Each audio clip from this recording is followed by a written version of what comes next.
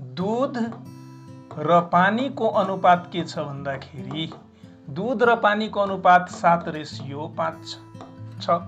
ठीक छ। यदि उक्त मिश्रणमा 15 लिटर पानी, अब दूध र पानी एउटा भाडा थियो जसमा दूध र पानी दुईटैको मिक्सचर थियो, यसमा 15 लिटर पानी खन्याइदियो।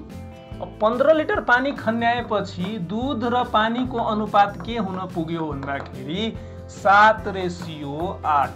यो 15 लिटर थपेपछि है, 15 लिटर थपिसकेपछि दूध र पानीको रेसियो कति छ? 7:8। ध्यान दिएर हामी हेर्यौं भने यहाँ दूधको रेसियो केही चेन्ज भएको छ?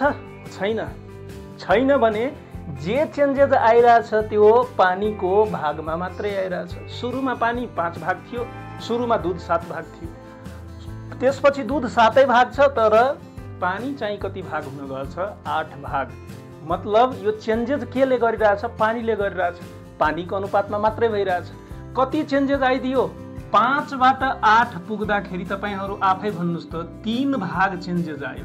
3 भाग चेन्जेस आछ कि नै? 8 बाट 5 घटाउन, 8 बाट 5 घटायो भने 3 भाग त चेन्जेस ल्याछ नि।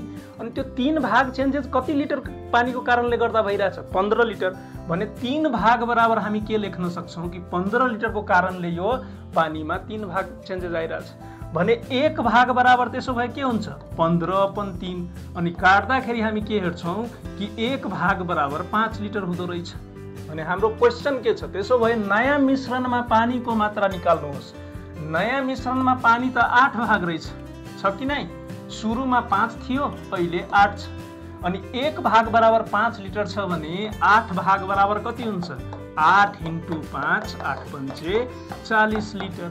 अनि 40 लिटर हाम्रो अप्सन बी मा छ।